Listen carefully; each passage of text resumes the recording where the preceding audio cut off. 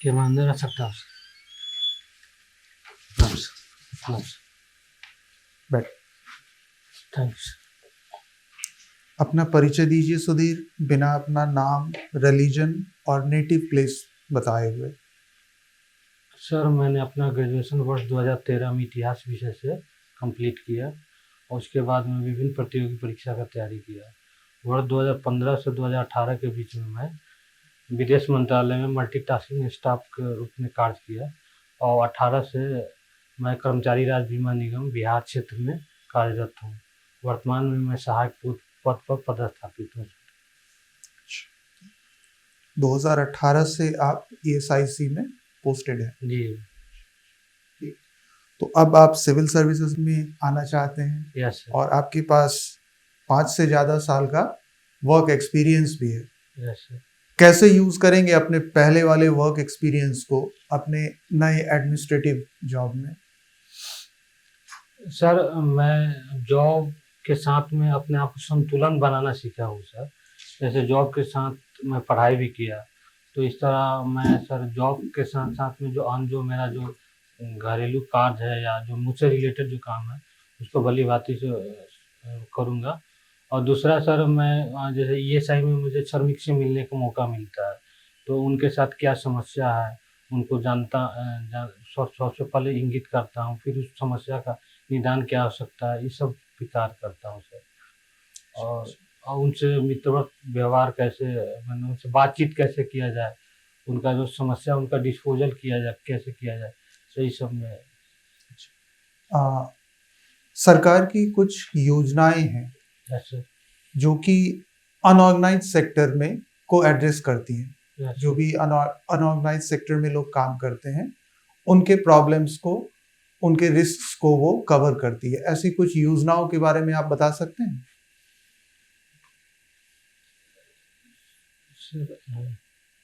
Unorganised sector के लिए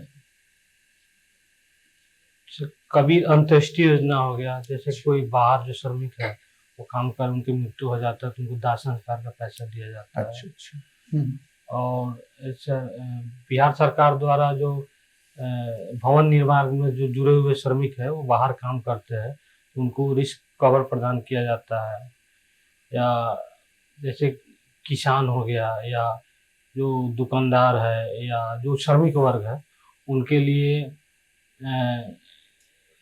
भी सरकार द्वारा पेंशन योजना शुरुआत किया गया है, ताकि वो जब 60 साल के हो जाएंगे तो उनको पेंशन दिया जाएगा। जैसे कि प्रधानमंत्री श्रमिक कल्याण योजना, इसी टाइप का कुछ योजना है। या किसानों के लिए प्रधानमंत्री किसान योजना के माध्यम से उनको एक योजना है PM स्वनिधि योजना, उसके बारे में आपको पता है ये क्या है? सर ये जैसे कोई रेहड़ी पटरी पर जो काम करते हैं उनको ऋण प्रदान किया जाता है, स्वनिधि। सर एग्जैक्ट मुझे याद नहीं कर पा रहा। अच्छा। आपने देखा होगा कि आजकल बहुत सा एक टॉपिक चल रहा है, old pension scheme and new pension scheme. कुछ राज्यों ने ओल्ड पेंशन स्कीम की तरफ जाने का फैसला किया है और अब सेंट्रल गवर्नमेंट पर भी ये प्रेशर बन रहा है कि ओल्ड पेंशन स्कीम की तरफ जाया जाए। जी। क्या है पहले दोनों में, आप मुझे डिफरेंस बता देंगे? ओल्ड पेंशन में जैसे रिटायरमेंट के बाद में जो कर्मचारी है उनको पेंशन प्रदान किया जाता था और इसका कोई लिमिट नहीं था कि कितना, मैंने कुछ खास लिमिट नहीं था कि इतना दिन सर्विस में रहना ही है। लेकिन जो आप ओल्ड की बात कर रहे हैं? जी। ओल्ड में कोई लिमिट नहीं था, कोई कंडीशन नहीं था? सर कुछ कंडीशन था लेकिन मैं याद नहीं कर पा रहा हूँ। अच्छा, ठीक। और ये न्यू पेंशन में जो कंट्रीब्यूशन होता है, जो कर्मचारी उनका कंट्रीब्यूशन और जो सरकार कंट्रीब्यूशन देती है, उसको एक फंड बनाया गया है और उस फंड को मार्केट में इन्वेस्ट किया गया है और जो उस पर जो जमा पूंजी होगा उसी पर पेंशन मिलेगा। अच्छा। तो किन राज्यों ने फिर से ओल्ड पेंशन स्कीम की तरफ जाने का फैसला किया है, आपको इसके बारे में जानकारी है? सर तो हिमाचल प्रदेश और राजस्थान और याद नहीं करता। अच्छा। आपको क्या लगता है कि क्या केंद्र सरकार को फिर से ओल्ड पेंशन स्कीम की तरफ जाना चाहिए? सर सरकार मानती है कि जैसे जो पुराना वाला ओल्ड पेंशन है, वो उसको लागू करने से सरकार के राजस्व में ज़्यादा माने व्यय हो सकता है। और जैसे कि पहले जो पेंशन दिया जाता था, तो सरकार का जो टैक्स कलेक्शन होता था उसमें सभी वर्ग का कंट्रीब्यूशन होता था, उस टैक्स से दिया जाता था, तो जमा पूंजी से दिया जाता था। तो इसमें जैसे कि कुछ लोगों का मानना है कि जैसे कि जो पेंशन प्राप्त करते हैं, तो ठीक है, आप अपना विचार दे सकते हैं कि ऐसा सरकार पे दबाव अब बनाया जा रहा है। आपके विचार में क्या फिर से सरकार को ओल्ड पेंशन स्कीम लागू कर देनी चाहिए पूरे देश में? आपके विचार से? मेरे विचार से सर नया वाला जो पेंशन है उसको ही लागू किया जाना चाहिए। अच्छा। क्योंकि जो नया वाला पेंशन है उसमें जितना दिन सर्विस कर्मचारी कोई करता है, तो उसी के हिसाब से उसको पेंशन मिलता है। जबकि पुराने वाले में तो सबका जो कंट्रीब्यूशन रहता है, तो सब कोई के ऊपर कंट्रीब्यूशन देगा। सरकार सब व्यक्ति के जो टैक्स है उससे जो पैसा जमा हो रहा है उसको किसी एक व्यक्ति या किसी एक निश्चित को दिया नए जाए। पेंशन स्कीम में कुछ सुधार आप देखना चाहेंगे कि स्कीम नया ही रहे यस सर। लेकिन कुछ सुधार हो जिससे कि एम्प्लॉयज को और फायदा हो? Yes sir. क्या सुधार होना चाहिए? जैसे कि अगर कोई कर्मचारी जिसका पेंशन फंड में पैसा जमा हो रहा है, तो रिटायरमेंट के पहले भी पैसा निकालने का सहूलियत दिया जाना चाहिए। और या और कभी-कभी जैसे कोई आकस्मिकता हो जाए तो उस समय निकालने का व्यवस्था किया जाना चाहिए, और उसमें थोड़ा कंट्रीब्यूशन सरकार की तरफ से ज़्यादा दिया जाना चाहिए। अच्छा अच्छा, आप मुझे बताएंगे सोशल जस्टिस क्या होता है? सोशल जस्टिस यानी यह समानता बताती है जिसमें धर्म, जाति, लिंग के आधार पर सबको एक समान अधिकार दिया जाए। जैसे पुरुष महिला को समान वेतन के लिए समान काम दिया जाना चाहिए। ऐसा सोशल जस्टिस है। और सोशल सिक्योरिटी क्या होता है? सोशल सिक्योरिटी का सामाजिक सुरक्षा का अभिप्राय यह हुआ, जैसे कोई जो संगठन है और उससे जो कोई व्यक्ति जुड़ा है, तो उसको विभिन्न प्रकार के जोखिम से उसको रिस्क कवर प्रदान किया, जोखिम हो तो उसको आर्थिक लाभ पहुंचाया जा सके, इसके लिए सोशल जस्टिस। कुछ संस्थाओं के आप नाम बता सकते हैं जो कि सोशल सिक्योरिटी देती है? कर्मचारी राज्य बीमा निगम, कर्मचारी राज्य भविष्य निधि और कर्मकार क्षतिपूर्ति अधिनियम 1923 के द्वारा भी मिलता है सर। अच्छा, हाँ, ये तो अधिनियम हो गया ना। Yes sir. कुछ गवर्नमेंट अंडरटेकिंग है, अर्ध सरकारी ऐसी हैं जो कि इस तरह की सिक्योरिटी देती हैं? ये तो पूरी तरह से सरकार के अंग है ना जो आप बता रहे हैं ऑर्गेनाइजेशन। कुछ सेमी गवर्नमेंट ऑर्गेनाइजेशन भी है अंडरटेकिंग से मैं याद नहीं। ठीक, कोई सर। जी, आपने ऑप्शनल सब्जेक्ट हिंदी लिटरेचर रखा है। Yes sir. मैं 2-3 लाइन बताता हूँ, तो बताना है आपको कि किसने लिखा है। दिवस का अवसान समीप था, गगन था कुछ लोहित हो चला, तरु शिखा पर थी अवराज थी, कमलनी कुलबल्लभ की प्रभा। सर मैं जहाँ तक याद करता हूँ सूर्यकांत त्रिपाठी निराला के पतोटी पत्थर से लिया गया, या एग्जैक्ट याद नहीं। दूसरा लाइन होगा, टूट टाट घर टपकट खटियो टूट, प्रिय के बाह उसी सवा सुख के लूट। वह आता दो टूक कलेजे को करता, पछताता पथ पर आता। सर ये भी याद नहीं। कठिन काव्य के प्रेत किसको कहा गया है? सॉरी सर मुझे जानकारी। आप असिस्टेंट ये सही है। एक बस पर ओवरलोड हो करके कुछ लोग ऊपर बैठ करके जा रहे हैं, ओवर हैंगिंग वायर से उसमें एक आदमी की मृत्यु हो गई लटक कर। तो इसका इंश्योरेंस की गणना कैसे किया जाए?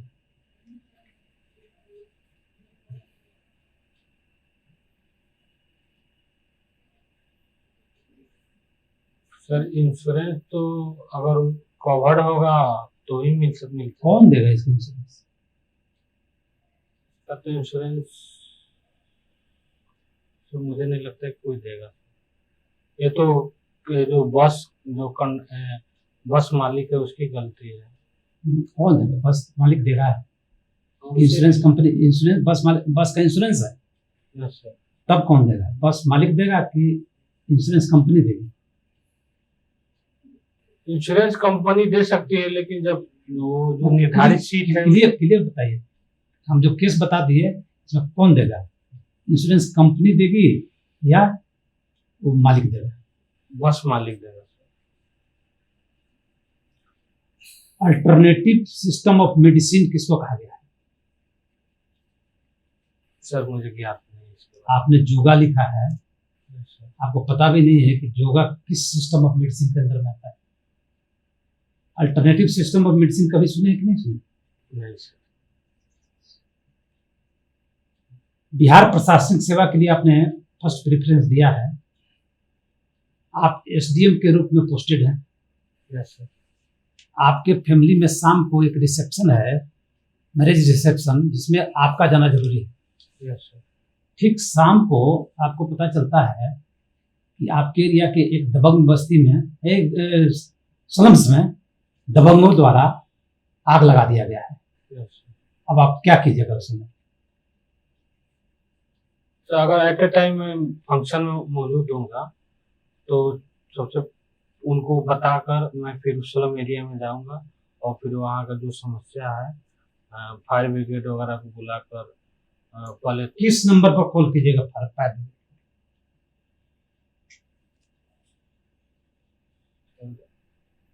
बिहार में तो 112 है जो सभी आकस्मिक नंबर के लिए। स्पेशली स्पेशली फायर ब्रिगेड को किसके लिए, किस नंबर पर कीजिए? सर मुझे ज्ञात नहीं।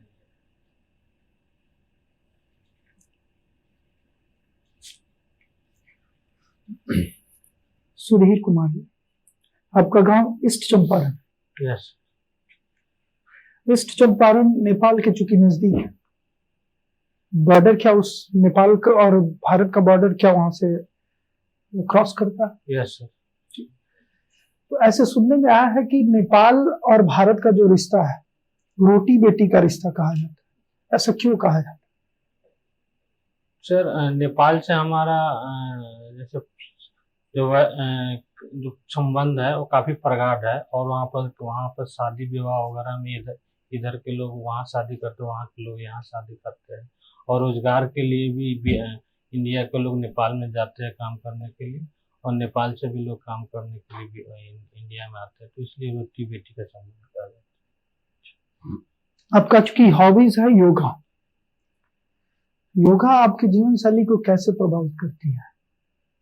सर योगा से मैं अपने आप को शारीरिक और मानसिक रूप से चुस्त दुरुस्त हो पाता हूँ और यह सर मेरे रोजमर्रा का जो जीवन है उसमें सर काफ़ी प्रभावित करता है। इससे मैं काफ़ी इनर्जेटिक फील करता हूँ और मुझे ज़्यादा देर तक काम कर पाता हूँ सर इससे। जैसे आप सुबह में योगा कर रहे हैं, उस दौरान एक महिला की चीख सुनाई थी, ठीक है? आप वहां पे गए तो पता चला कि एक चैन स्निकर उनके चैन को लेके भाग रहा है और वो महिला पूर्ण रूप से घायल है। उस समय आप क्या करेंगे? पहले तो महिला को मैं चाहूंगा लेकर जल्द से जल्द अस्पताल ले जाओ, फिर पुलिस को मैं इसके बारे में जानकारी दूंगा और अगर मुझे पता चल जाएगा कि यहाँ को हुआ जिसको मैं चाइना स्मोकर है उसको मैं जानता हूँ पहचानता हूँ तो उसके बारे में मैं पुलिस को जानकारी दूंगा। बिहार में हेल्थ इश्यूज की समस्याएं क्या ज्यादातर है? सर उसमें काफी सुधार अभी देखने को मिल रहा है। जो अस्पताल है वहाँ पे इंफ्रास्ट्रक्चर काफी मजबूत हुए हैं और जो मानव संसाधन है वहाँ अस्पतालों में बढ़ाया जा रहा है। फिर जो मेडिकल क्षेत्र से संबंधित जैसे दवा हो गया या चिकित्सा जो साधन है वो उपलब्ध कराया जा रहा है।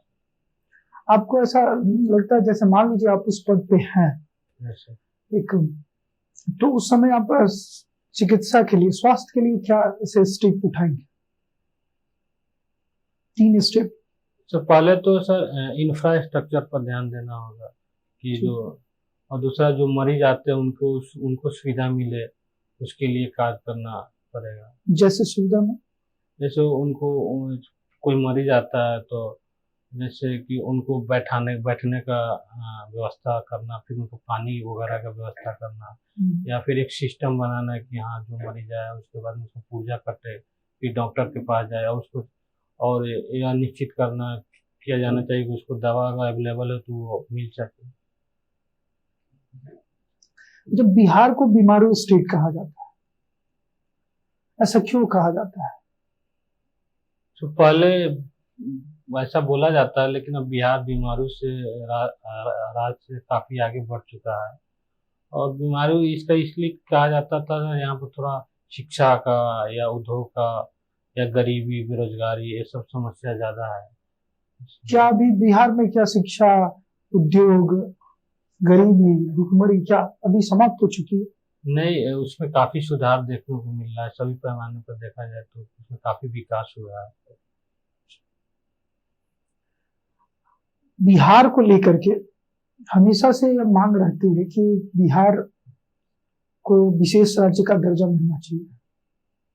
क्या बिहार को विशेष राज्य का दर्जा मिलना चाहिए? क्या बिहार उस पैमाने को पूरा कर रहा है?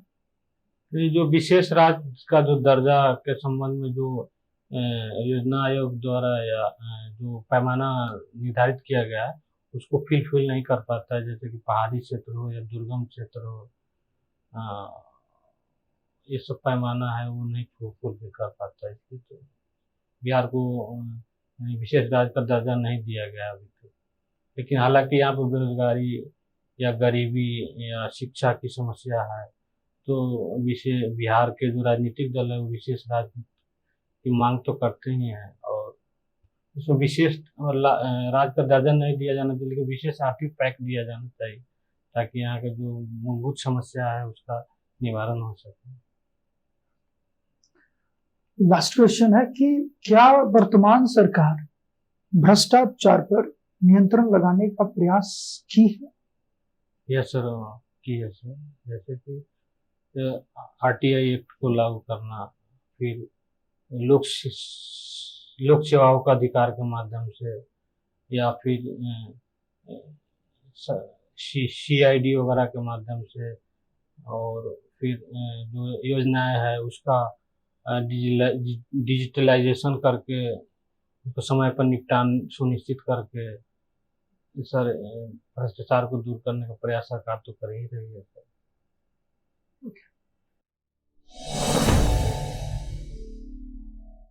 कैसा लगा सुधीर आपको? मैं सही से बोल नहीं पा। हाँ, वहाँ पर दिक्कत है थोड़ी सी। आपको थोड़ा सा अपना वॉइस बढ़ाना होगा। वॉइस कहने का मतलब हमारा है कि एनर्जी नहीं दिख रही थी कि आप ऑलरेडी वर्किंग हैं, तो आपके वर्क के साथ साथ जो एक कॉन्फिडेंस और जो एनर्जी एक दिखनी चाहिए थी वो थोड़ा कम दिखा हमें। तो उस पर एनर्जी थोड़ा सा एकदम आराम से एनर्जी आपको दिखानी है। दूसरा, थोड़ा सा कभी कभी आपके चेहरे पर एक तनाव जैसा भी दिख रहा था, तो और वो नहीं करना है, एकदम रिलैक्स रहना है। और एक जगह कहीं पर गलती आपसे हुई, जो क्वेश्चन आप ठीक से हैंडल नहीं कर पाए, शायद पोएम वाला क्वेश्चन था, वहां पर आपने स्माइल कर दिया, तो उससे बचना है। एकदम आराम से, सॉरी सर मैं अभी रिकलेक्ट नहीं कर पा रहा हूँ, है ना। तो एनर्जी पे काम करना है, थोड़ा सा कॉन्फिडेंस दिखना चाहिए।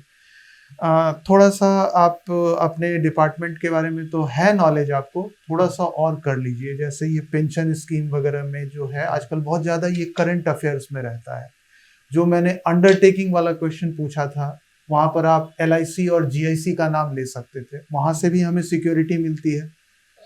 LIC सर वो तो एक्ट के थ्रू बना था। हाँ ठीक है, लेकिन वो अंडरटेकिंग है ना, अर्ध सरकारी। सरकारी तो आपने सही बोला, लेकिन उसके बाद वाला जो मेरा क्वेश्चन था अंडरटेकिंग, तो वहां पे लिया जा सकता था, हो सकता था, है ना, हो सकता था। हाँ, तो ये सब है, तो यही सारी चीजें हैं। लिटरेचर आपका वीक है, जो सर का क्वेश्चन था वहां पर आप नहीं बता पाए तो थोड़ा सा देख लीजिएगा, थोड़ा बेसिक्स ये देख basics- लीजिएगा, basics। एकदम बेसिक्स देख लीजिएगा। थोड़ा सा योगा आपने लिखा है तो योगा से रिलेटेड कुछ बेसिक चीजें जो जी। है वो देख लीजिएगा। और बस यही बातें हैं, विभाग से रिलेटेड जितने भी आयाम है ना, वो योजना या जो भी है वो देख लीजिएगा सर। जैसे योगा मैंने पूछा था, योगा हॉबी में दे दिए हैं आप, तो योगा के बारे में जानना चाहिए कि किस सिस्टम में आता है, मेडिसिन के किस सिस्टम में आता है। तो अल्टरनेटिव सिस्टम ऑफ मेडिसिन जो है उसी के अंदर में आता है। तो थोड़ा सा इसकी जानकारी, बेसिक जानकारी है। नहीं तो योगा तो कोई पूछेगा क्या करते हैं, कोई भी बोल देगा कपालभाति करते हैं, ये करते हैं, वो करते हैं, लेकिन किस सिस्टम ऑफ मेडिसिन का पार्ट है, तो इसको थोड़ा देख लीजिएगा। उसको फिर देख लीजिएगा कि अल्टरनेटिव सिस्टम ऑफ मेडिसिन के अंदर में कौन कौन चीज़ आता है, क्योंकि योगा उसी का पार्ट, उसमें कौन कौन आता है। क्योंकि उसमें हो सकता है गहराई में चला जाए, तो संभावना है। वैसे आपका ठीक ही है, थोड़ा सा सर ने बताया उस पर गौर करते हुए अभी तैयारी कीजिए। 10 दिन भी है इसमें। और जो एक बस वाला क्वेश्चन सर का था, उसमें लास्ट में जाके आपने आंसर शुरू में दिया, गड़बड़ा गया। तो इस तरह के एक दो और क्वेश्चंस को प्रिपेयर कर लीजिएगा, ठीक है।